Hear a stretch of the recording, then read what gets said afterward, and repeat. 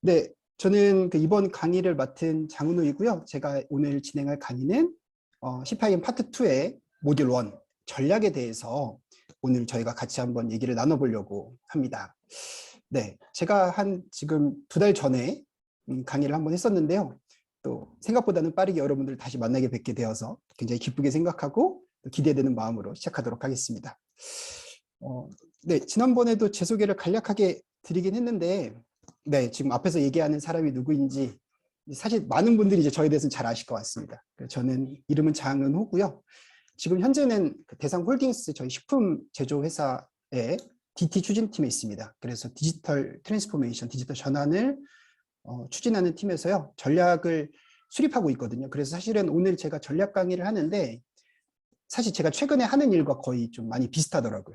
그래서 그룹사에 대한 디지털 전환에 대한 전략을 좀 수립하고 실행할 수 있도록 지금 준비를 좀 하고 있습니다. 네, 그리고 그전에는 계속 SCM 쪽 업무를 했어서 SCM 운영하고 기획 업무를 한 7년 정도 했었습니다. 아까 류구 대표님 말씀하신 것처럼 저는 KPIX와 함께 성장한 게 사실입니다. 그래서 KPIX 활동을 2016년도부터 지금까지 꾸준히 하고 있고요. 네, 어떻게 보니까 시간이 꽤 지금까지 된 것 같습니다. 네, 자격은 C5M 자격 갖고 있고 또 지금 또 10년, 5년 지나고 갱신했었는데 한 번 더 이제 또 갱신할 때가 된 것 같습니다. 지난번에 제가 제 소개를 이렇게까지 했는데 저희 와이프가 자기 얘기가 없다고 서운해하더라고요. 그래서 저는 사랑하는 저희 아내랑 딸아이가 하나 있습니다. 그래서 이제 지금 21개월 된 딸아이가 있고요. 그래서 점점 딸 바보가 되어가고 있고 일도 중요하고 가족도 참 중요하구나라는 것들을 일과 가정의 밸런스를 좀 찾아가는 그런 시간들을 지금 많이 보내고 있습니다. 네, 제 소개는 여기까지 하면 네, 될 것 같고 본격적으로 좀 오늘 강의 내용에 대해서 한번 보도록 하겠습니다. 지금 저희가 KPIX 세미나를 하면서 그동안 파트 1에 대해서 좀 시간별로 모듈을 계속 다뤄왔고 오늘부터는 파트 2에 대한 강의를 시작하게 됩니다.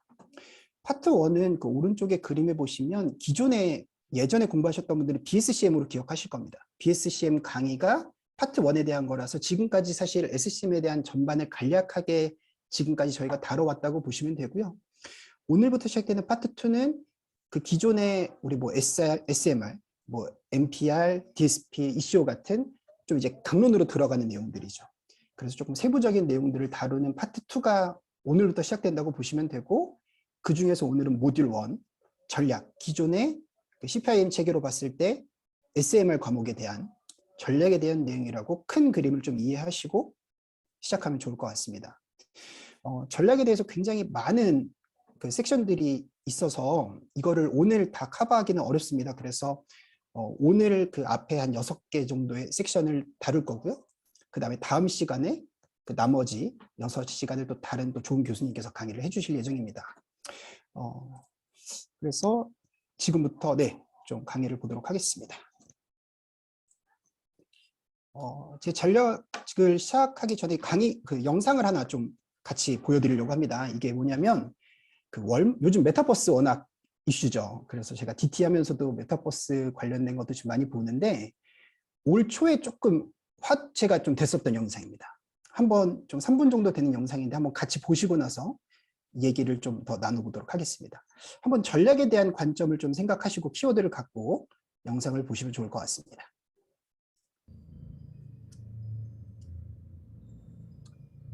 네, 지금 이제 가상세계에 지금 들어온 거고요.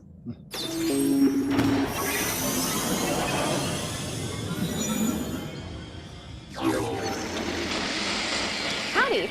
Thanks for visiting Walmart. I will be your shopping assistant module today, but you can call me Sam for short.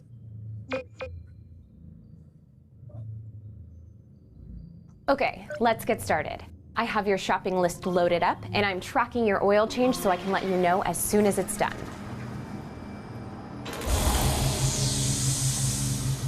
You see the tomato sauce on your left? Go ahead and grab that and then place it in your cart. 지금 장을 보고 있는 거죠. 이렇게.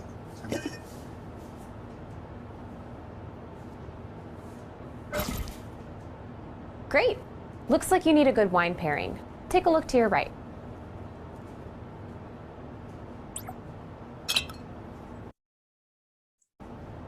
Your age has already been pre-verified through your profile, so no need to wait for an ID check. Just place the item in your cart whenever you're ready.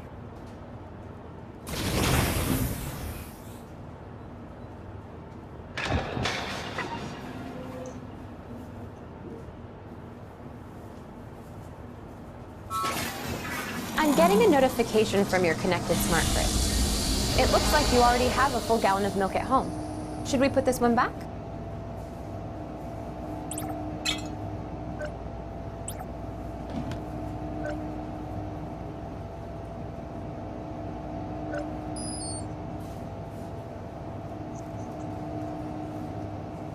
Hey, good news, your oil change is done. Your vehicle will be ready at the Tire and Lube Express. I've added the service charge to your cart. Now for the fun stuff, to electronics.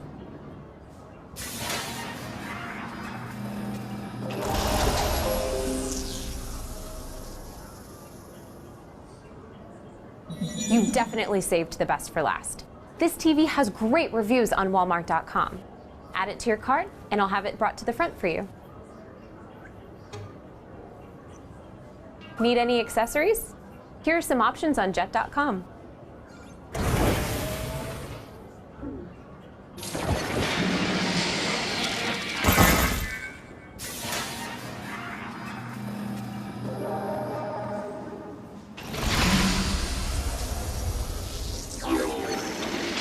Looks like that's everything on your list. Are you ready to check out with Walmart Pay?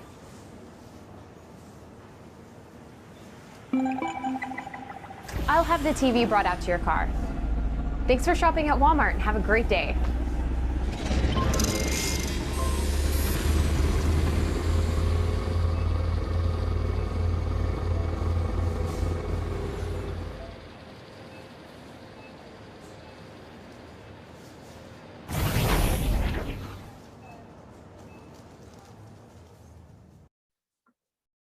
네, 이상입니다. 어떻게 보셨나요, 여러분? 이게 지금 그 올 초에 기사가 있었어요. 그 월마트가 메타버스의 진출을 추진하고 있다. 그래서 그러니까 공식 발표는 아니었는데 이제 이런 뉴스가 굉장히 좀 많이 났었고, 자체적으로 그런 요즘 코인이나 NFT도 발행을 하겠다라는 그런 기사가 있었고, 특허도 좀 냈었거든요. 그때 1월에 몇 가지를 내다 보니까 실제 월마트가 이런데 메타버스에 진출하는 게 아니냐라는 이제 기사가 났던 거죠. 근데 실제로 공식적으로 발표를 한 건 아닌데, 제가 이거를 좀 얘기하고자 하는 건 뭐냐면, 이런 것들이 기업의 하나의 전략이 될 수 있겠다라고 생각한 거죠.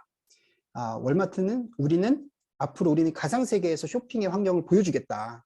기존의 이런 오프라인 매장이 아니라 우리는 새로운 시장을 가겠다라는 게 전략이 될 수 있겠다라고 싶었던 거죠.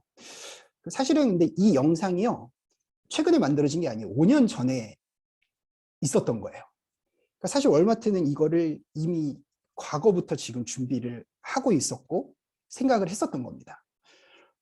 지금은 이게 어떻게까지 더 고도화가 됐고 발전됐을지는 사실은 더 되어 있을 수도 있죠. 그런데 또 올해 이번 달 초에 또 기사가 하나 있었는데, 그 기사를 보시면 맥도날드와 월마트가 미국 전 지역에서 비트코인을 이제 결제를 할 수 있도록 추진을 하겠다라는 기사도 있었습니다. 그러니까 이런 것들을 보면 요즘에 요즘 화두가 되는 메타버스나 NFT 이런 기술들을 활용해서 기업들이 새로운 전략을 앞으로 좀 추진해 나갈 수도 있겠다라는 거를 좀 우리가 생각해 볼 수 있겠죠.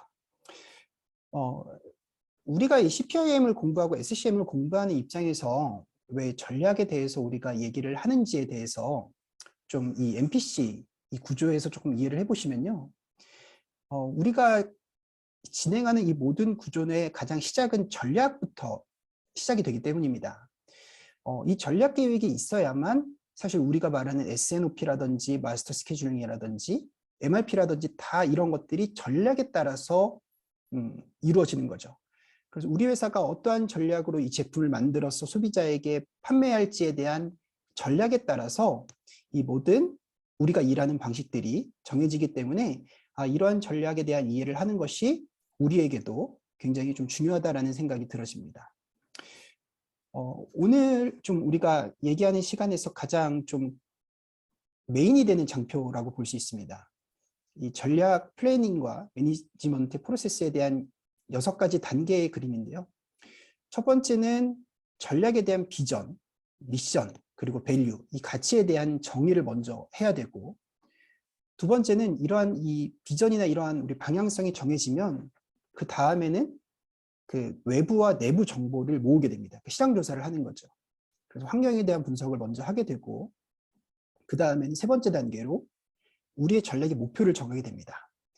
우리가 이 전략을 수행해서 어떠한 목표를 취할지에 대한 목표 세팅을 하게 되고, 그 다음에는 그 목표에 맞춰서 전략을 이제 발전시키고, 다섯 번째는 그 전략을 실행하고, 마지막 단계는 이것을 모니터링하고 또 평가하고 또 다시 수정해서 다시 이제 이 전략이 실행될 수 있도록 하는 프로세스가 이 전략 계획에 대한 전반적인 프로세스입니다.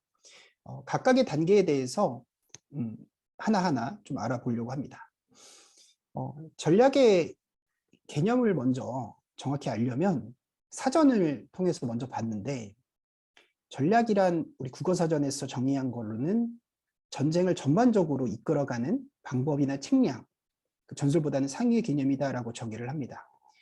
그러니까 전략은 사실 기본적으로 전쟁에서 누군가를 이제 싸워서 이기는 거에서 좀 많이 사용됐던 단어라고 볼 수도 있을 것 같습니다. 그러니까 결국 전략은 뭔가 이기기 위한 그런 방법이다라고 볼 수 있겠죠. 사전적인 정의는. 그런데 이제 우리 기업을 경영하는 이제 여러 기업과 관련된 학자분들이 정의한 전략에 대한 정의가 굉장히 다양하게 있습니다. 알프레드 챈들러 같은 경우는 기업의 장기적인 목표의 결정과 그 목표를 달성하기 위한 행동을 결정하고 경영 자원을 배분하는 것이라고 정의를 했었고요. 케이스 앤드류스 학자는 전략이란 기업의 목표를 달성하기 위한 여러 가지 계획이나 정책, 마이클 포터는 경영 전략은 기업의 경쟁 우위를 구축하고 구체적인 경영 방식을 선택하는 의사결정 과정이다. 그리고 오마이게니치는 경영 전략은 효율적인 방법으로 경쟁자에 비해 그 기업의 경쟁 우위를 향상시키는 노력이다라고 정의를 했습니다. 많은 학자마다 전략에 대해서 정의하는 관점이 살짝 다르긴 하지만 대부분 어떠한 기업의 목표를 달성하기 위한 방법이나 또 자원들을 이용하는 거에 대해서 또 그걸 통해서 경쟁 우위를 경쟁자에 대비해서 우리가 이길 수 있는 거를 전략이다라고 정의를 합니다. 근데 사실 이제 우리 CPIM을 공부하는 우리 에이픽스에서의 전략에 대한 정의를 좀 보시면 전략을 어떻게 정의하냐면 이 조직의 자원을 이용하는데 지속적인 경쟁 이점을 가져가기 위해서 자원을 효율적으로 사용하는 계획이다라고 정의를 하고 있습니다. 저는 여기서 사실 좀 포인트가 되는 게 sustainable, 지속 가능성이라는 좀 단어가 있는데 제가 생각할 때 이 단어가 굉장히 중요하다는 생각이 들어집니다.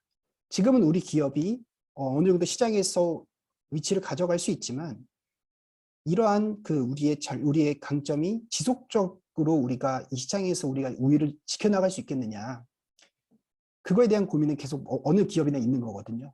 그래서 그러한 것들을 해결하기 위한 방법이 이 전략이 될 수 있는 거고, 이 전략을 통해서 기업은 고객을 만족시킬 수도 있고요. 그다음 그 사업을 성장시킬 수도 있는 거고, 우리 조직을 관리하는 방법으로 쓰거나 또 우리의 뭐 캐파 능력을 뭐 발전시킨다거나 또 파이낸셜 재정적인 그런 목표를 달성하기 위해서 이러한 전략들이 사용이 될 수 있는 것 같습니다. 이러한 비즈니스 전략이 잘 만들어지면 이러한 전략들은요 굉장히 그 외부 환경이나 내부 환경에 대해서 잘 적합되도록 되어지고, 그다음 두 번째로는 경쟁력 있는 그러한 장점을 획득하게 되는 거죠. 그래서 아까 잠깐 앞에서 말씀드린 것처럼 남들은 모방하기 힘들고 또 우리가 롱런할 수 있는 것이 그 전략을 잘 만들어지면 생길 수 있는 이점이 될 수 있을 것 같습니다. 그리고 마지막으로는 우리가 사실 결과가 있어야 되겠죠. 이러한 전략을 수행했을 때 우리의 수익이 늘어나거나 우리 주가가 뭐 좀 높아질 수 있거나 마켓시어 MS가 올라가는 것들이 좀 그런 이점으로 잘 만들어진 전략을 통해서 생겨날 수 있을 것 같습니다. 다음 얘기하는 이 장표는 그 전략의 하이라키에 대한 개념이 나옵니다. 전략의 하이라키는 크게 네 가지로 나눠지는데 가장 큰 것은 이제 기업에 대한 전략이 먼저 나오고요. 또 이 기업의 전략에 따라서 각각의 비즈니스별로, 그러니까 우리가 이제 각 사업이 있겠죠. 그러한 사업부별로의 전략이 또 나올 수 있고, 그 전략에 따라서 펑션에 대한, 예를 들어 마케팅 전략이라든지 우리가 뭐 재정에 대한 전략, SCM 전략 이런 것들이 펑션 에어리아에서 나올 수 있고, 그거에 따른 오퍼레이션 전략이 나올 수 있을 것 같습니다. 지금 좀 우리가 얘기하는 전략은 조금 큰 범위의 전략이라고 보시면 좋을 것 같습니다. 그래서 기업 전략이나 비즈니스 전략에 대한 지금 좀 개념을 가지고 말씀을 좀 드리고 있습니다. 지금 이제 아까 말씀드렸던 6가지 프로세스가 있다고 말씀드렸는데요. 이 전략을 관리하는 방법에 있어서 가장 첫 번째 단계는 우리 회사의 비전과 미션 그리고 밸류를 먼저 정의하는 게 첫 번째 단계입니다. 비전이란 모든 이제 우리가 가지고 있죠. 비전이란 뭐냐면 사실 지향점이죠. 우리가 실제 되고자 하는 미래의 모습을 좀 사실 추상적일 수는 있지만 그리는 어떻게 보면 좀 놀스타라고 얘기할 수 있겠죠. 어떻게 보면 지향점이 어디다라고 하는 것이 비전이 될 수 있고요. 미션은 좀 그거보다 이제 좀 더 내려와서 우리의 비즈니스 이 범위에서 좀 구체적으로 어떠한 목표를 달성할지를 좀 정의하는 게 미션이라고 볼 수 있습니다. 그리고 마지막으로 밸류는 우리 조직이 어떠한 일을 하거나 좀 어떠한 의사결정을 할 때 우리가 가장 중요하게 생각하는 가치가 무엇이냐라는 좀 결정을 할 때 사용하게 되는 것이 그 밸류가 있습니다. 이걸 한번 좀 예시적으로 한번 보면 좋을 것 같습니다. 제가 있는 그 대상인데 저희 회사 홈페이지에 들어가서 제가 좀 찾아봤어요.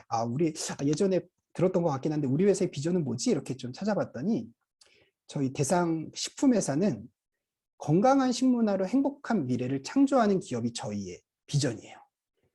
그러니까 이 회사는 우리가 어떠한 사업을 통해서 우리는 건강한 식문화를 만들 거고 또 그걸 통해서 행복한 미래를 창조하는 게 우리 회사의 비전이야 라는 게 이제 하나의 이제 우리의 방향이 되는 거죠.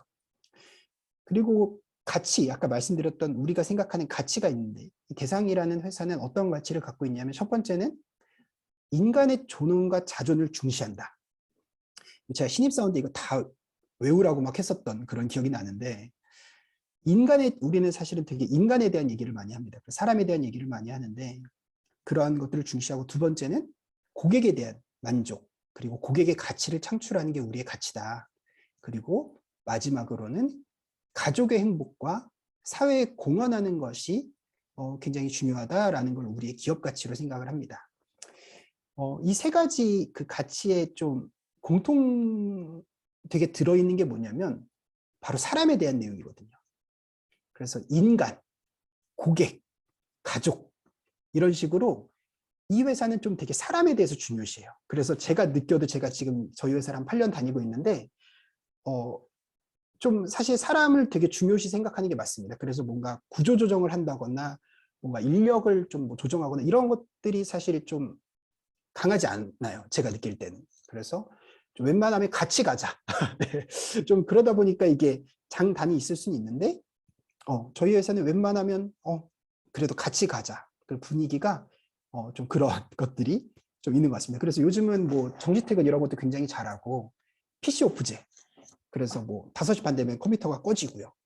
그다음 뭐 주말에 그래서 뭐 금요일 날 이런 것들은 빨리 가는 뭐 그런 날도 있고 연차도 무조건 다 소진하게 하고 막 이런 것들이 좀 전반적으로 회사 정책에도 좀 연결이 되는 것 같습니다. 다른 저희 뭐 잘 아는 삼성도 홈페이지에 들어가면 그 삼성이라는 회사의 경영 철학과 목표, 핵심 가치가 나와 있거든요. 그걸 캡처해서 보면 삼성이라는 회사는 그 목표가 인재와 기술을 바탕으로 최고의 제품과 서비스를 창출하여 인류사에 공헌한다는 게 목표라고 하더라고요. 여기 보면은 삼성이라는 회사는 뭔가 최고라는 단어를 쓰죠. 인류가 된다. 우리가 인류라는 그런 단어들 옛날에 많이 들었죠. 삼성하면 인류 막 이런 식으로. 그걸 통해서 인류사에 공헌하는 게 우리의 목표다. 라는 게 이제 이 삼성이라는 회사의 그 목표가 되는 것 같습니다. 그 옆에 보면 이제 가치가 있죠. 그래서 가장 소중하게 생각하는 이 가치가 무엇이냐? 우리는 인재가 중요하고 최고를 지향하고 변화를 선도하고 정도 경영을 하고 상생을 추구하는 게 우리 회사의 가치입니다라는 거죠.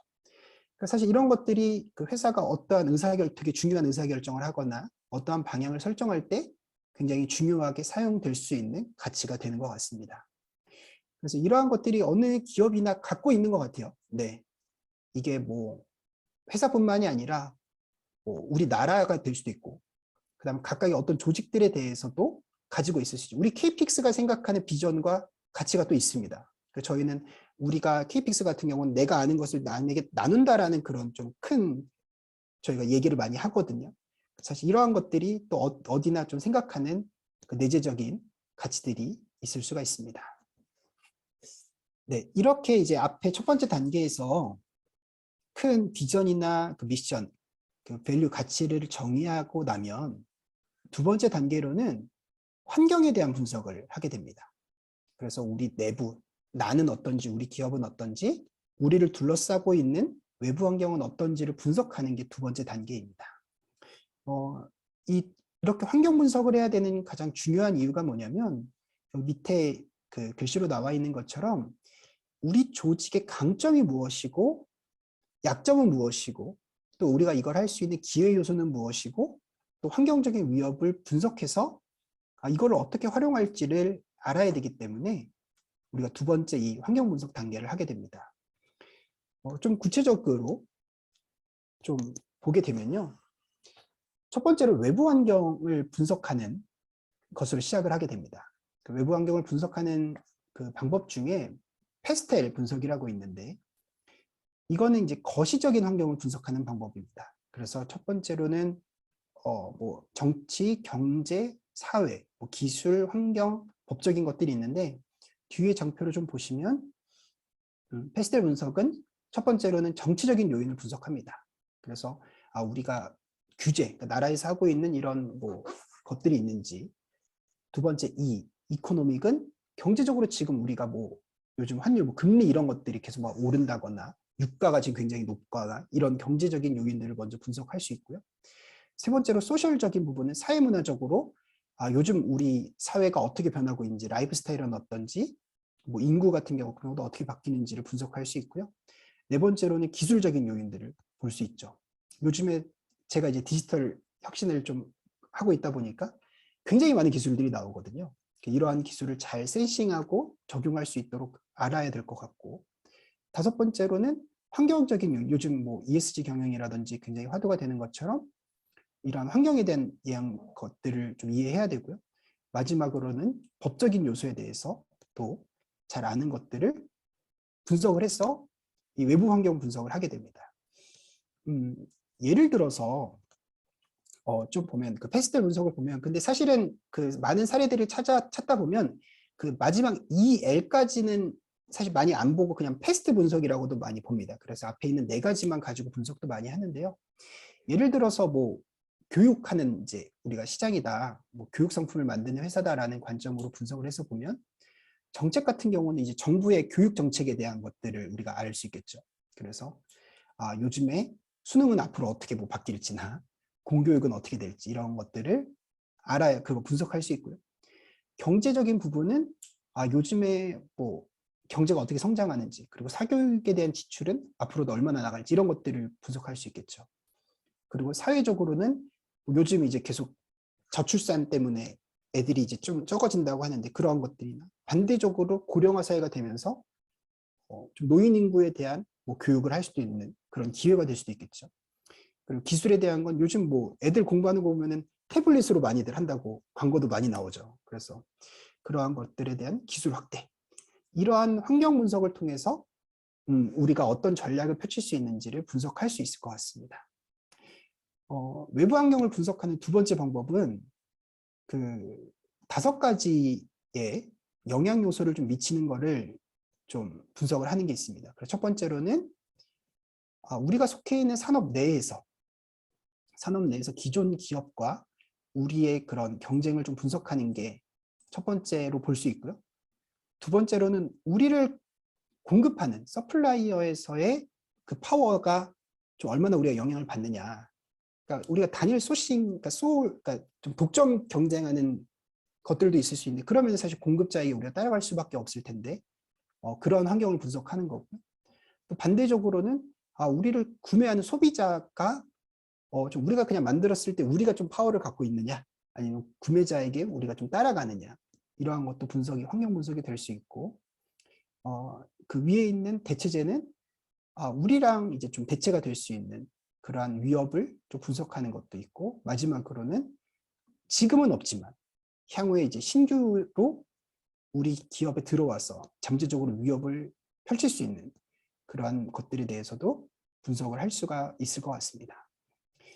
이러한 외부적인 분석을 어느 정도 하는 방법들이 이거 말고 굉장히 다양하게 있지만, 이러한 외부 환경 분석을 하고 나서 그 다음 이제 우리를 봐야 되겠죠. 이제 바깥을 봤고 내부를 보면, 내부 환경을 볼 때는 먼저 리소스, 우리가 갖고 있는 게 뭐야, 우리의 자원이 뭐야, 그래서 우리가 갖고 있는 제품은 뭐고 우리 서비스는 어떤 건지 그거를 보게 되고, 두 번째로는 우리가 이 리소스는 갖고 있지만 이거를 잘 활용할 수 있는 캐파, 능력이 우리한테 있느냐. 그래서 이러한 자원을 가지고 우리가 밸류를 만들어낼 수 있는 캐파, 그런 스킬이라든지 그런 널리지, 지식이라든지 그런 능력이 우리한테 있느냐라는 것들이 굉장히 중요하죠. 그래서 아무리 좋은 자원이 있다 하더라도 그것을 잘 활용하고 그거를 가치 있게 활용하지 못하면 의미가 없겠죠. 그렇기 때문에 리소스와 캐파 모두 다 중요한 요소가 될 수 있을 것 같습니다. 내부를 분석하는 방법 중에 또 두 번째로는 VRIN 테스트라는 방법이 있습니다. 첫 번째로 valuable, 우리가 갖고 있는 이 제품과 서비스가 고객에게 가치가 있느냐. 두 번째, 우리가 갖고 있는 이러한 것들이 레어, 희소하냐. 남들은 이제 이거를 손에 넣기 어렵도록 우리가 희소하게 가지고 있느냐. 그리고 이미터, 그러니까 이거를 남들이 흉내내기 어려운지. 그리고 마지막으로는 이게 대체가 안 되는 것들, 우리가 남들보다 우수하게 갖고 있는지를 분석하는 방법이 있는데요. 이게 사실은 단계적으로 이루어집니다.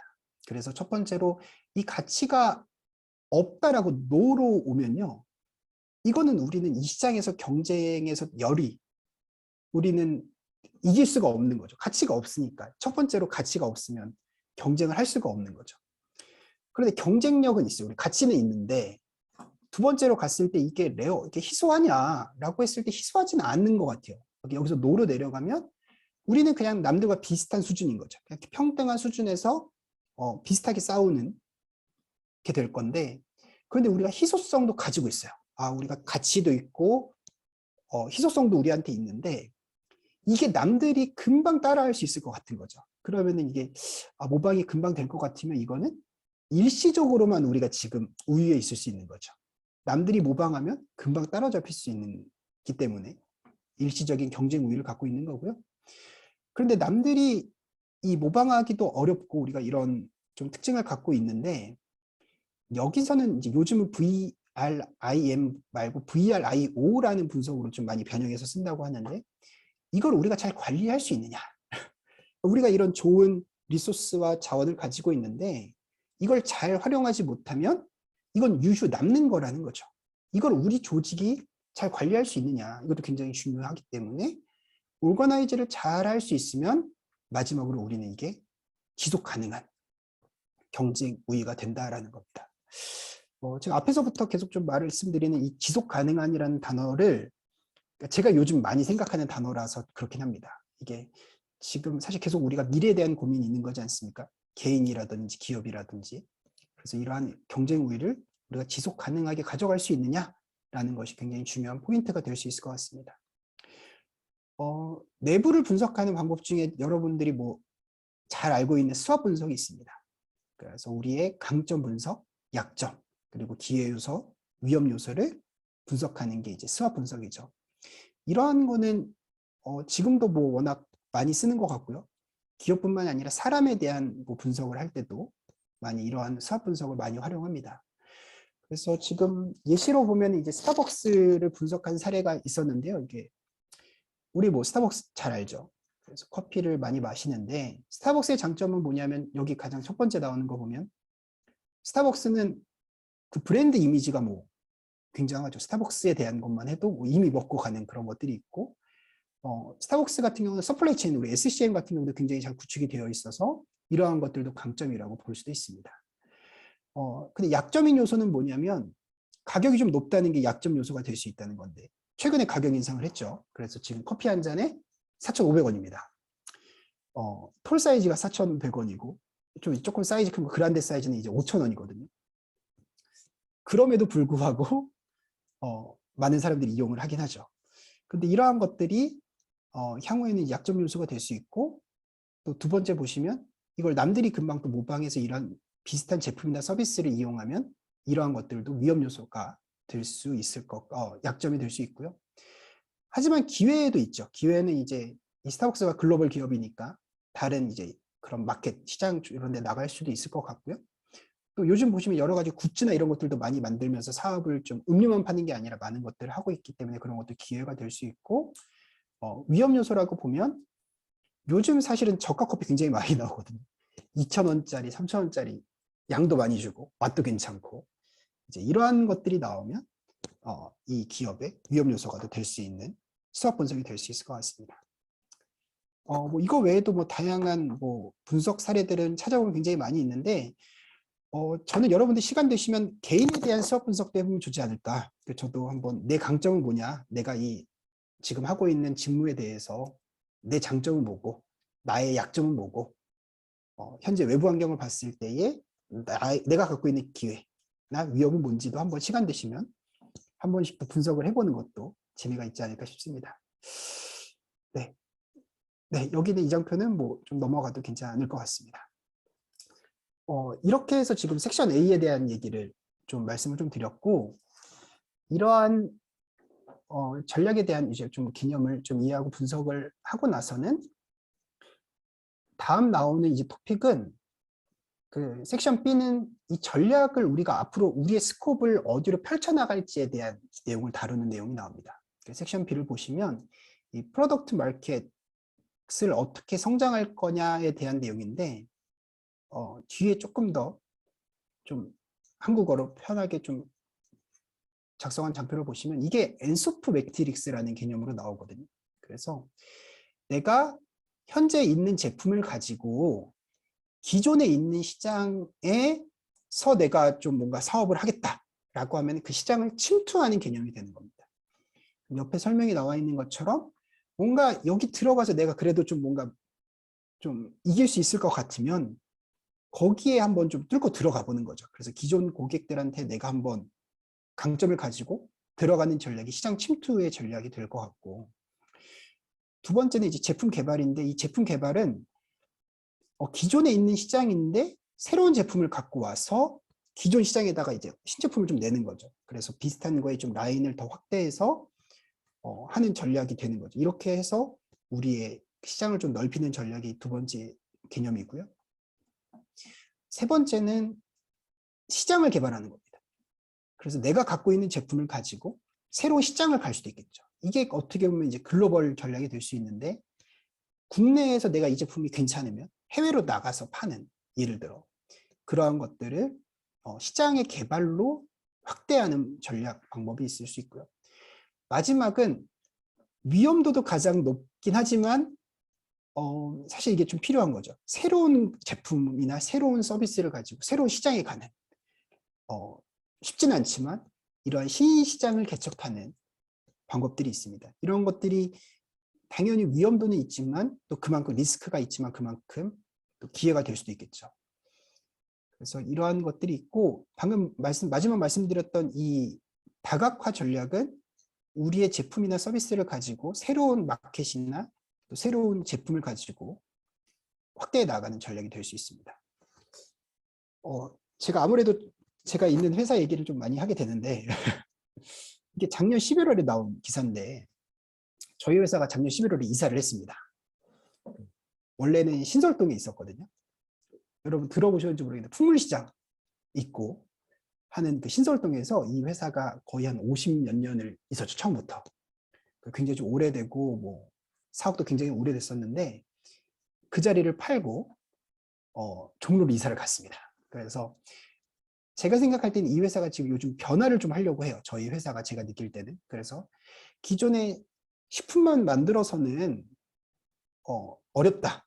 그래서 신사업을 해야 된다라는 거를 좀 가지고 많은 다각화, 아까 말씀드렸던 사업을 하려고 합니다. 그래서 실제로도 뭐 고강도 이런 뭐 분해 사업, 플러스 이런 사업을 투자하고 이런 것들도 지금 많이 하고 있고, 뭐 육가공 관련해서는 수입육을 좀 이거 우리가 사서 이제 판매하는 그런 기업들도 인수도 했었거든요. 그래서 이러한 기업, 이런 방향으로 확대를 하기도 하고, 배양육이라고 해서 요즘 이제 대치육 같은 거 요즘 들어보셨을 텐데 여러분도 식물성 단백질 이런 것처럼, 그래서 이러한 배양육이죠. 그래서 기존 그런 동물이 아니라 좀 환경을 생각해서 이러한 하는 배양육 사업들이 있는데 이러한 것들에도 많이 투자하고 하고 있죠.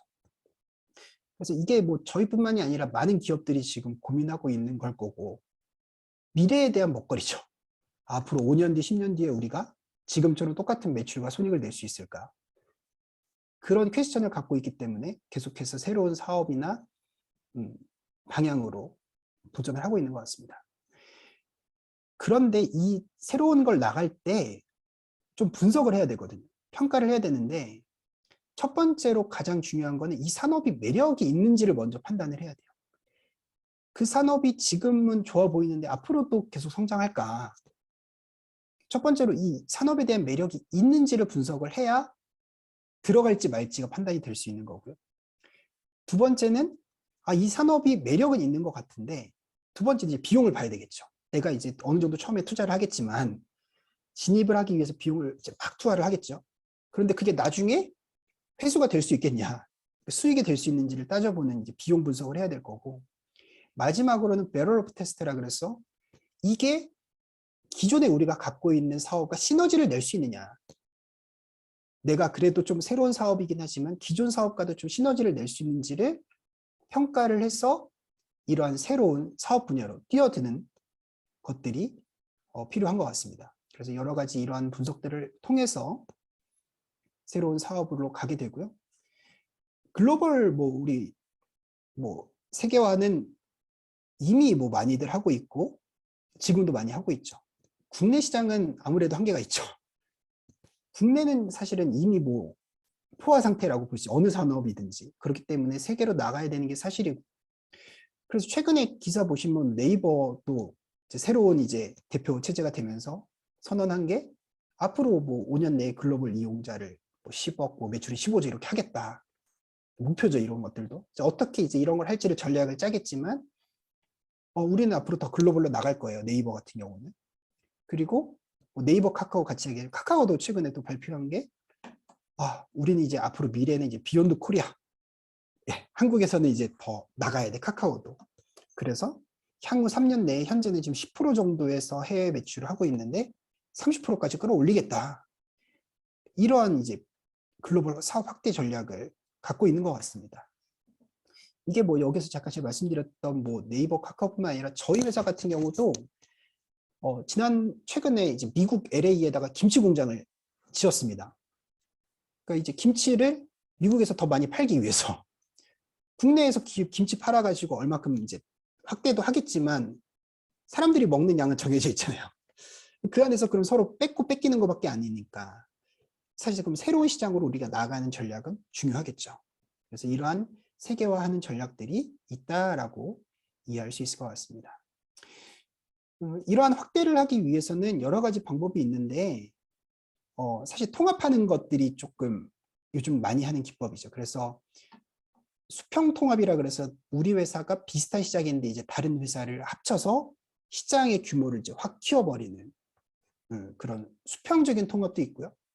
반대로 수직 통합도 있습니다. 그래서 우리가 차를 만드는 회사가 이 부품을 제조하는 회사를 통합해서 수직적인 통합을 해서 경쟁력을 갖는 방법도 있습니다. 그래서 이러한 통합 방법을 하고요. M&A도 많이 하죠. 그래서 인수합병 하는데 이 머지를 보시면 이 어셋, 그 자산이나 그런 부채 모든 그 회사에 대한 것들을 다 인수하는 거죠. 그래서 이런 M&A를 통해서 사업을 확대하는 그러한 전략들도 있을 수 있을 것 같습니다.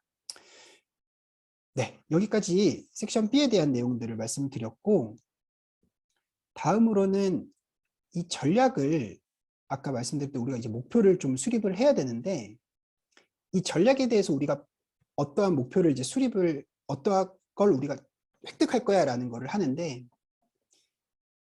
여기서 첫 번째로 나오는 얘기가 고객에 대한 얘기가 나옵니다. 그러니까 우리가 전략을 통해서 어떠한 뭐 매출을 늘리겠다, 손익을 높이겠다라는 목표를 수립하지만 가장 먼저 해야 될 것은 우리가 고객을 고객을 세분화하고 고객을 이해하는 게 중요한 거죠. 요즘 회사에서 이런 고객에 대한 이해를 굉장히 많이 하려고 노력을 하고 있고, 고객의 경험을 기존에 하지 못했던 경험을 하게 해주고 우리 회사에 대한 충성도를 높이기 위한 노력들을 굉장히 많이 하고 있습니다. 그래서 이러한 고객 분석을 좀 잘 하는 게 굉장히 중요한데, 이거에 대한 그 영상을 짧게 하나 또 갖고 왔는데, 고객을 참 잘 분석한 사례거든요. 저희 딸아이도 요즘 많이 보는 뽀로로인데 이 뽀로로가 성공한 전략에 대해서 이 예능 프로에서 좀 얘기했던 내용이 있습니다. 그래서 한번 좀 영상을 짧게 2분 정도 되는 영상입니다. 같이 잠깐 보도록 하겠습니다. 방송 프로그램이 시작하기 전 시간대 5시에서 6시 타임에 애니메이션 타임벨트라는 그 시간대 30분물로 편성이 됩니다. 그 아들이 그렇게 일찍 깨나요? 아니 오후 시간대가. 아, 오후.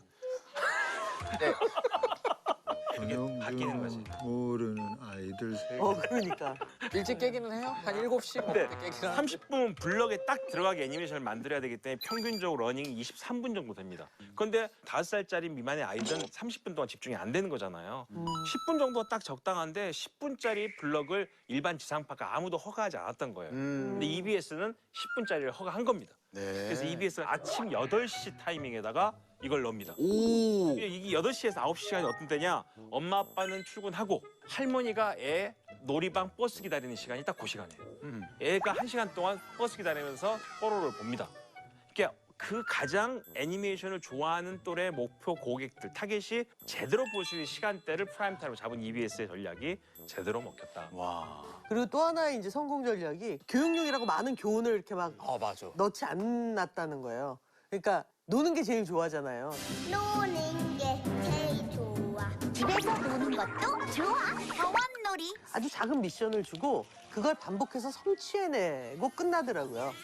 그러니까 막 엄마 아빠 말 잘 듣고 자 이빨 닦고 세수하고까지 안 가고 그냥 잘 놀았니 정도인 게 또 하나의 이제 엄청난 성공의 이유라고 하더라고요.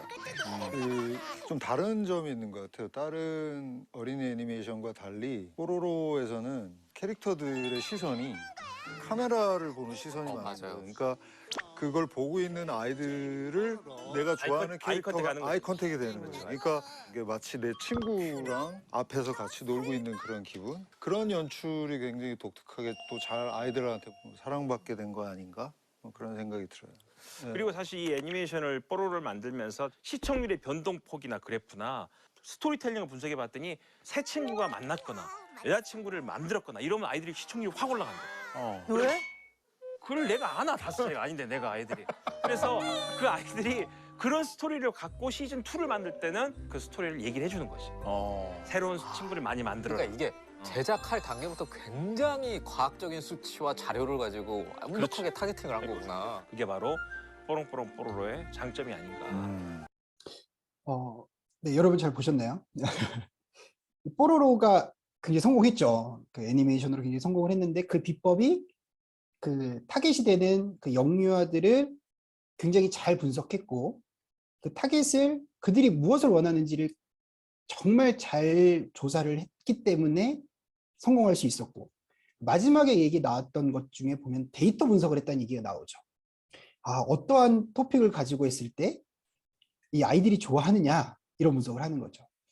제가 하나 말씀드리면 저희 회사도 지금 최근에 어떤 노력을 하냐면 제조회사긴 하지만 제조회사는 유통회사의 제품을 팔죠. 사실 우리 고객한테 다이렉트로 파는 건 아니에요. 하지만 이 고객에 대한 데이터, 고객에 대한 분석을 해야 된다라는 거를 지금 굉장히 많이 얘기를 하고 있습니다.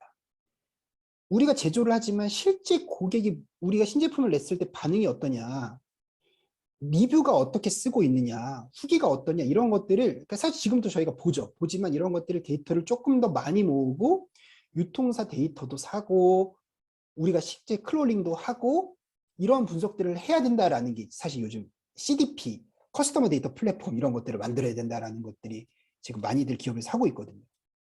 그래서 이러한 것들을 통해서 여기 이제 장표의 내용으로 좀 돌아오면 고객에게 첫 번째로는 리드 타임을 우리가 맞춰줄 수 있는 거죠. 고객이 원할 때 바로 우리가 최대한 빠른 시간 내에 리드 타임을 단축시켜서 갖다 줄 수 있고, 고객에게 이 제품을 디자인하거나 그 품질적인 그런 요소를 맞춰줄 수도 있고요. 세 번째로는 이 제품을 다양하게, 그 다음에 유연하게 그런 것들을 다 우리가 받아줄 수 있고, 또 원하는 양만큼 또 우리가 그거를 또 정해진 시간 안에 캐파가 되느냐, 이러한 고객이 이런 것들을 좀 맞춰줄 수 있는 것이 우리의 요소가 되고요.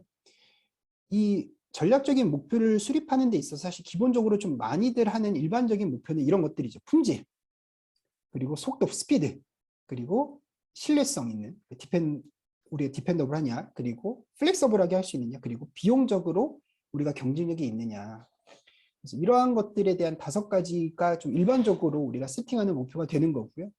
그래서 이러한 목표를 달성하기 위한 전략을 이제 더 디벨롭하는 것들이 되는 거죠. 그래서 목표는 이렇게 가져갔는데, 사실 우리 회사가 어떠한 전략으로 하느냐에 따라 좀 추구하는 목표가 다를 수 있습니다. 우리는 저가 정책으로 싸게 잘 팔겠다라고 하면은 빠르게 코스트적인 장점을 가지고 좀 밀어붙이는 게 전략이 될 수 있고, 아니면 이제 우리는 조금 차별화하는 전략으로 가겠다라고 하면은 반대적인 요소로 품질이라든지 좀 안정성이라든지 좀 유연하게 그런 것들을 대응해 주는 게 우리 회사가 가져가야 될 목표가 될 수도 있을 것 같습니다.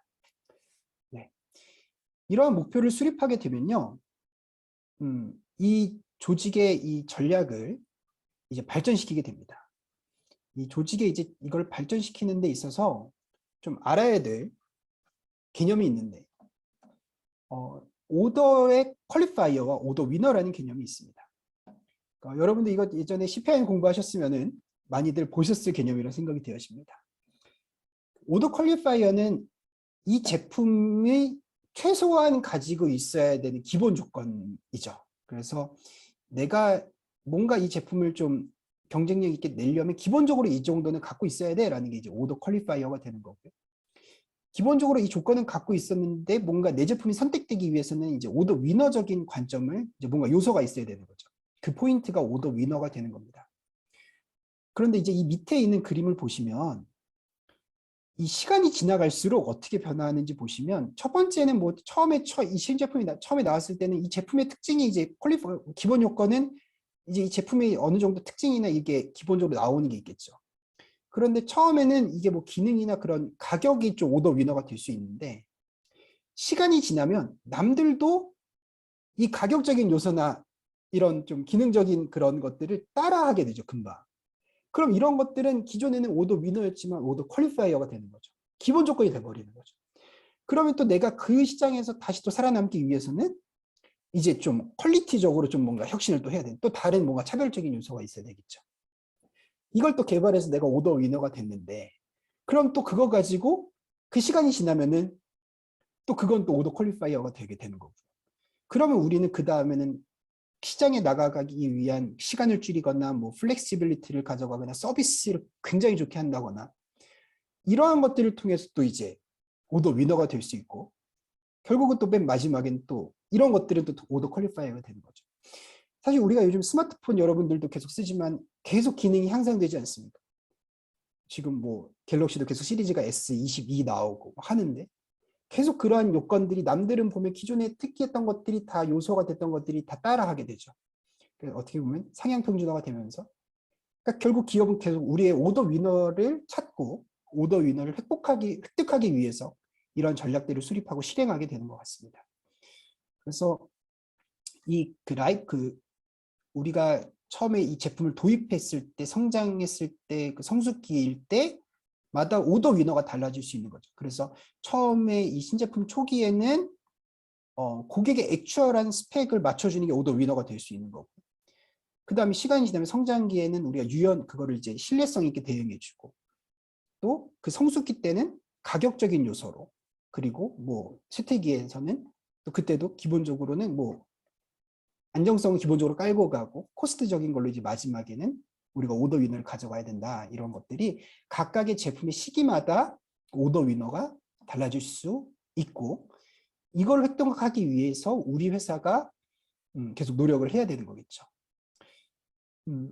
지금 이제 보시면 이제 다음 얘기할 건 이제 우리가 전략을 총 한 5가지 정도로 이렇게 나눠서 볼 수가 있습니다. 그래서 그 넓은 범위에서 가격을 가지고 우리가 원가 우위를 가져가겠다 하는 전략이 첫 번째 있고요. 두 번째로는 우리는 아니야, 가격보다는 차별화할 거야 라는 게 두 번째 전략이 될 수도 있고요. 세 번째로는 우리는 그 넓은 시장이 아니라 니치, 그러니까 정말 우리 제품을 원하는 좀 소수, 좀 시장은 작지만 거기를 타겟으로 하겠다, 차별화하겠다라는 것들이 전략이 있고, 또 가운데 있는 베스트 코스트는 이러한 것들을 좀 중간 지점을 찾아서 하는 전략이 될 수가 있습니다.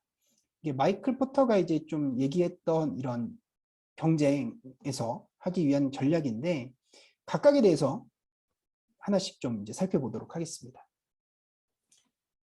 첫 번째는 원가 우위 전략입니다. 여러분들도 잘 아는 것처럼 싸게 박리담회겠죠. 그래서 많은 제품을 싸게 공급하는 전략을 우리는 가겠다라는 것도 하나의 전략 방법이 될 수 있습니다.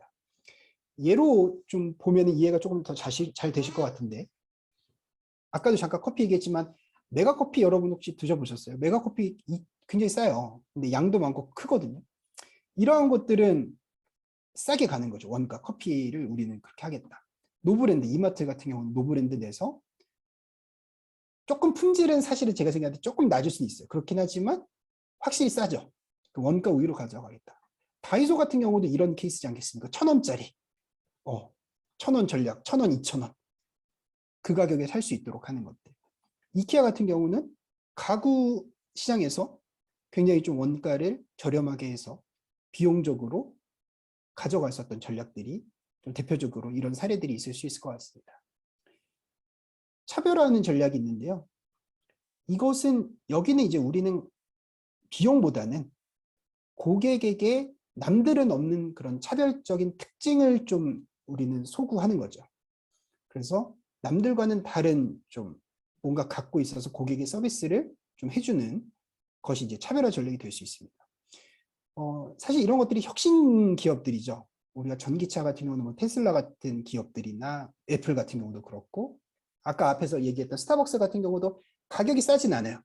커피값이 4,500원이지만 점심에 가면 20-30분 기다려야 커피를 마실 수 있는, 그들만의 뭔가 차별적인 요소들이 있는 거죠. 우리 회사는 우리는 이러한 전략으로 가겠다라고 좀 볼 수도 있고, 또 다른 방법으로는 우리는 좀 집중하겠다라는 거죠. 어떻게 보면 좀 시장은 크진 않을 수 있지만 좀 니치 마켓을 이제 타겟해서 그들에게 뭐 싸게 로우 코스트로 전략하거나 좀 차별적인 요소를 제공할 수 있는 것도 하나의 전략 중에 하나가 되는 것 같습니다. 제가 좀 사례를 찾아보다가 제가 막 술을 이렇게 마시거나 그러진 않지만 지역 소주가 있죠. 이런 것들이 이제 딱 집중할 전략이, 우리 제주도 가면 한라산 마셔야지. 네. 서울에서 뭐 우리가 이제 서울 이렇게 있을 때는 맨날 뭐 참이슬 주세요, 뭐 처음처럼 주세요 이렇게 하긴 하지만 제주도 가면은 다들 한라산 주세요 하더라고요. 그다음 뭐 부산, 경남 이런 데 가면 좋은 데에도 들어보셨죠. 대선 소주 이런 것들. 이런 것들 지역 소주들 많이 있습니다. 그래서 이런 것들은 시장이 작죠. 그 지역에서 파는 거니까. 하지만 또 그 안에서는 또 우리가 어필을 하면서 충분히 또 그것도 나름의 시장이 되기 때문에 거기서 우리가 그 시장에서 좀 이길 수 있는 방법도 될 수 있을 것 같습니다. 마지막은 이제 그 베스트 코스트 프로바이더인데, 결국 우리는 좀 이제 중간인 거죠. 그래서 좀 가격도 어느 정도 합리적인 가격을 주면서 품질도 괜찮아. 이제 이렇게 어떻게 보면 좀 적정하게 미드 레인지를 이제 공급을 하는 건데, 사실 이게 장점으로 보면은 이제 이거를 파고드는 전략이 될 수도 있는데, 어떻게 보면 제가 생각할 때는 리스크도 좀 큰 전략이 될 수 있어요. 왜냐하면은 저가 완전히 싼 곳으로 소비자는 갈 수도 있고 아예 그냥 좋은 걸로도 갈 수 있기 때문에 이 중간을 택하는 전략이 장점도 되지만 또 위험 요소도 충분히 좀 있을 수 있다라는 생각이 들어집니다. 그래서 아까 말씀드렸던 여러 가지 원가 우위 전략으로 가져갈 수도 있고 차별화 전략, 그리고 뭐 집중화 전략, 그리고 이렇게 좀 중간에 이런 전략들을 우리가 선택해서 나갈 수가 있을 것 같습니다. 지금 많이 얘기했는데 제가 앞으로 한 10분이나 15분 정도만 조금 더 하면 될 것 같습니다. 그래서 마저 그 강의를 하고 좀 마무리를 하면 좋을 거라는 생각이 좀 들어져서 계속 진행을 해보도록 하겠습니다. 지금까지 지금 이제 이 그림으로 좀 보시면 현재 오른쪽 그림 보시면 앞에 계속 얘기를 하면서 전략을 이제 발전하는 단계까지 지금 얘기를 좀 나눴습니다.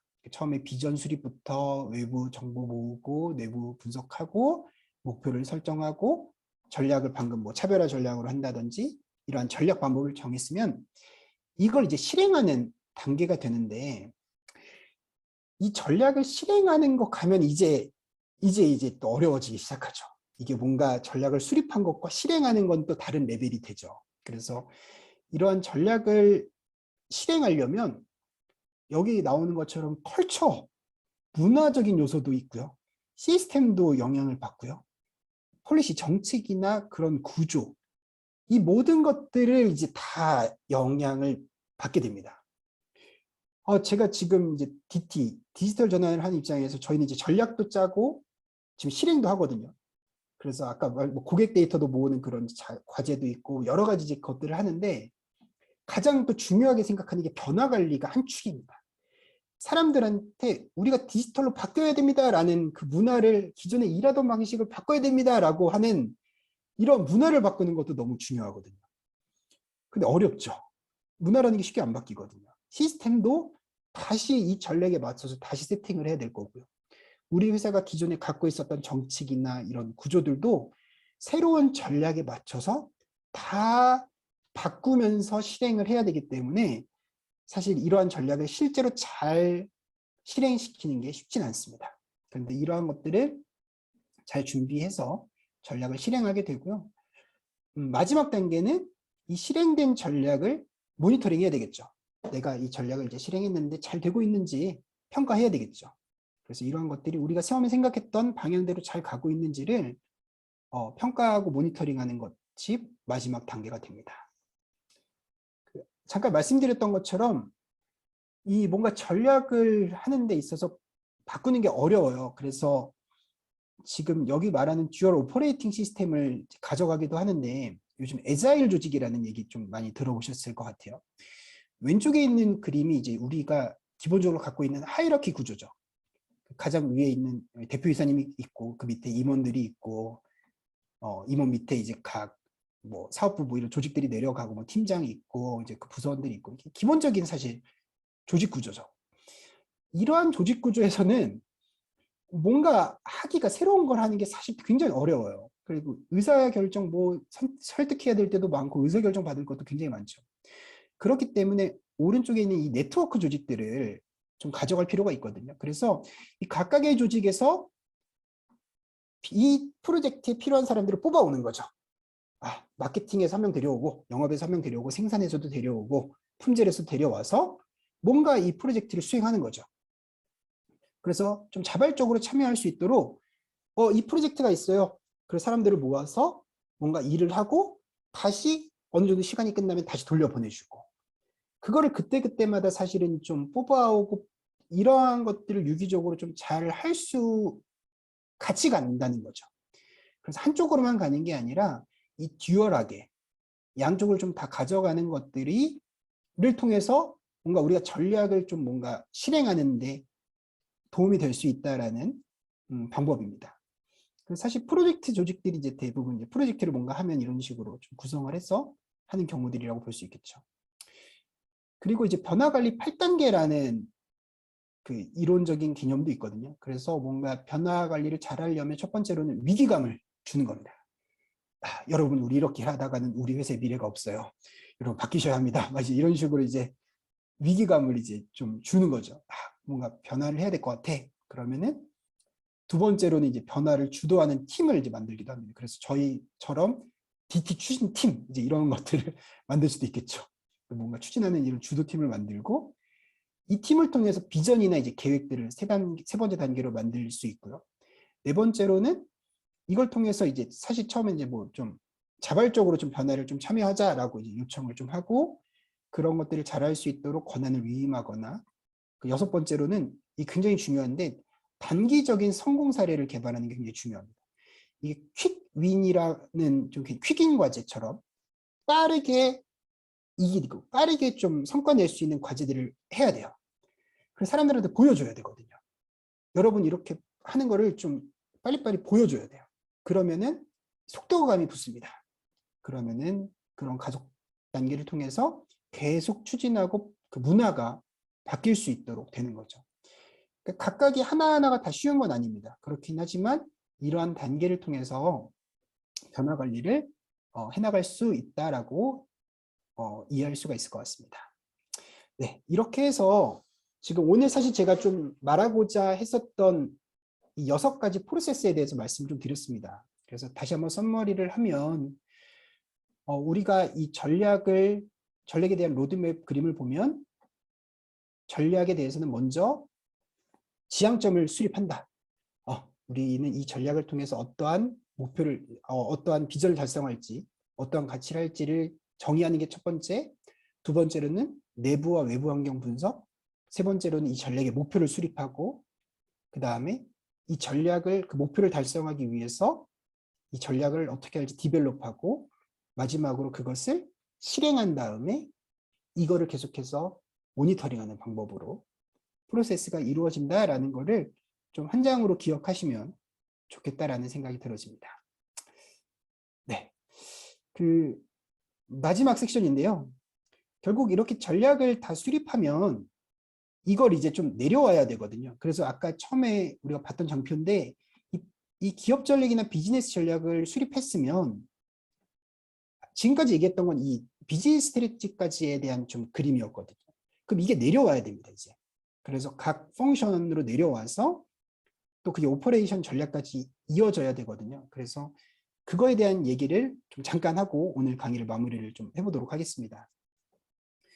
그래서 펑셔널 스트래티직은 이 에이픽스 사전에서 보면 예를 들어 이제 파이낸스, 우리 재정이라든지 마케팅이라든지 생산의 각 기능별로 그럼 우리가 회사가 정한 이 전략을 어떻게 이행할지 기능적으로 전략을 수립하는 거고 이 전략의 그 밑에 있는 오퍼레이션 전략은 실제로 이 각 펑션에서부터 어떻게 우리가 이제 이걸 수행할지를 내려오는 게 이제 오퍼레이션 스트래티지라고 볼 수가 있습니다. 조금 더 내려오는 개념이라고 이해하시면 되는데 이 운영 전략은 가장 위에 있는 기업이라든지 비즈니스 이 전략을 영향을 그거를 이제 알아야 되는 거죠. 그리고 왼쪽에 있는 좀 마켓의 디맨드를 만족시키고 또한 우리 리소스를 잘 활용하고 그 다음에 우리 오퍼레이션 그런 경험들을 가지고 실제 운영 전략을 짜는 거죠. 굉장히 중요한 요소라고 보여집니다. 이 운영 전략이 잘 나와야 실제로 이 전략이 수행이 될 수 있기 때문에 그런 거죠. 그래서 여러 가지 이 운영 전략을 만드는 데 있어서 앞에서 말했던 것처럼 여러 가지 요소가 있지만 기술 분석, 그 다음 우리의 캐파, 그리고 마케팅적인 요소, 서플라이 네트워크는 어떻게 되어 있는지, 그 다음에 우리 제조 환경은 어떻게 되는지 이러한 여러 환경들을 분석을 통해서 운영 전략을 만들어내고 실행하게 됩니다. 사실 이 부분에 대한 것들은 이제 다음 이제 저희 세미나 하는 토픽에서 조금 더 이제 자세하게 다뤄질 거라고 생각이 되어집니다. 그런데 이런 운영 전략을 할 때 기술을 요즘 좀 많이 사용을 하게 되거든요. 기술을 왜 쓰냐면 뭔가 이 테크놀로지를 통해서 스피드도 빠르게 할 수 있고 뭐 안정성이라든지 유연성, 품질, 비용들을 다 기술들을 통해서 사실 많이 할 수 있거든요. 그렇기 때문에 이 기술에 대한 분석을 좀 우리가 잘 테크놀로지에 대해서 알아야 되고 하지만 이 기술을 접목하는 데 있어서는 돈이 많이 들죠. 그렇기 때문에 이게 실제 우리한테 투자 대비 효과가 있는지를 잘 분석하는 것도 너무 중요하겠습니다. 이 장표를 좀 잠깐 말씀드리고 싶었는데 기술 관련해서 요즘 디지털 테크놀로지를 많이 얘기합니다. 그래서 그 가운데 있는 이 DT를 하게 만들 수 있는 기술들이 굉장히 많이 있거든요. 그래서 머신러닝이라든지 AI, 그다음에 요즘 모바일, 스마트폰 같은 기술들, IoT 기술, 블록체인 기술, 빅데이터, 클라우드, 그다음 우리 뭐 오전에도 아까 들었던 뭐 ERP라든지 CRM, 뭐 SCM 이런 기관계 시스템 이런 것들도 기술인데 요즘 이 기술들이 너무 빠르게 굉장히 좋아지고 있거든요. 그러니까 그렇기 때문에 사실 제가 지금 여러분들에게 제가 조금 뭔가 말씀을 드리고 싶은 건 뭐냐면 제가 생각할 땐 지금 오늘 여기 세미나에 오신 분들이나 조금 관심을 갖고 계신 분들이 생각이 되어지거든요. 우리 SCM도 바뀌어요. 이제 수요 예측을 하는 것도 AI가 점점 하게 될 거고요. 우리가 재고를 얼만큼 가져갈지도 빅데이터를 통해서 정말 최적 재고도 만들어질 수 있고 이러한 모든 것들이 RPA 기술도 들어오고 하면서 자동화도 많이 될 거거든요. 그런데 이게 남일처럼 보고 있으면 제가 생각할 땐 점점 따라가기 힘들 수 있어요. 그래서 좀 시간 되실 때 클라우드는 정말 좀 어떤 개념이지? 네. 그래서 뭐 파스도 있고 뭐 아이아스 이렇게 들어가면 이제 좀 개념들이 있거든요. 그래서 클라우드에 대한 공부도 좀 더 하고 진짜 뭐 빅데이터도 좀 시간 되면 저도 지금 올해 공부하려고 하는 게 좀 분석 공부를 좀 해보려고 하는데 빅데이터 분석도 좀 더 공부를 좀 해보고 하는 이런 기술들을 어느 정도는 좀 우리가 아는 게 요즘 시대에서는 요즘 애들도 코딩 배운다고 하는데 좀 해야 되지 않을까라는 것들이 좀 들어지고 결국 이런 기술들을 통해서 우리는 고객을 만족시키고 그런 것들을 통해서 우리 회사의 매출이나 손익 이러한 재무적인 성과까지 연결하려고 하는 거죠. 이런 기술을 통해서. 그래서 이러한 기술을 분석하는 것이 너무 중요하고요. 마지막 토픽인데요. 이러한 기술을 통해서 뭔가 할 때에 결국 회사는 돈을 벌어야 되거든요.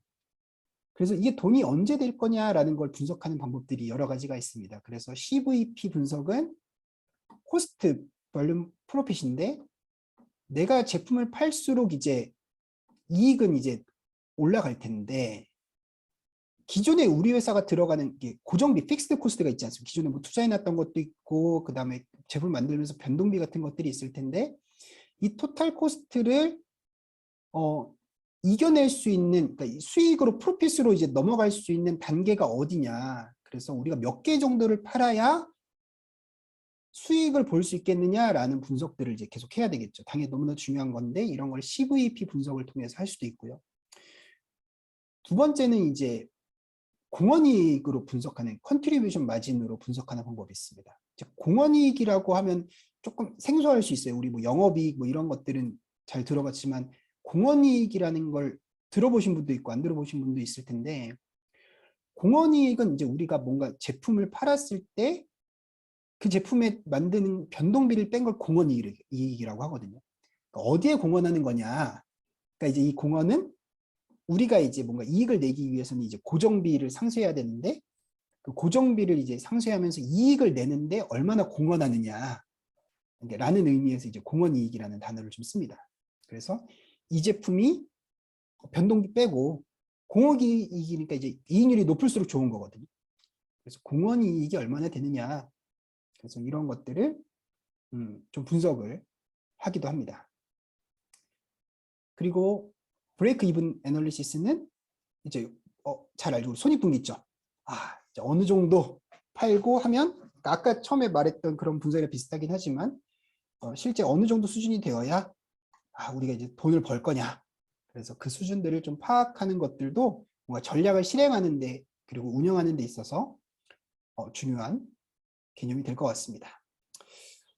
네. 그리고 좀 마지막 분석 방법은 이제 우리가 제품을 여러 개를 팔 수도 있겠죠. 우리 회사 하나가 파는 게 아니라 여러 개를 팔았을 때 아까 말했던 이런 CM이 이제 그 공헌이익인데 그 공헌이익에 따라서 우리가 어느 제품을 좀 더 주력해야 되겠다. 그래야 사실 토탈 코스트로는 우리가 돈을 많이 벌 수 있겠구나. 그러면 이제 마케팅을 이제 어느 제품에 더 드라이브를 걸어야 될지 좀 볼 수 있겠죠. 그래서 세일즈 믹스를 분석하는 방법들 결국 이러한 분석들은 우리가 돈을 벌기 위해서 어떻게 좀 실행할지에 대해서 알아야 되기 때문에 이런 분석들을 하게 됩니다.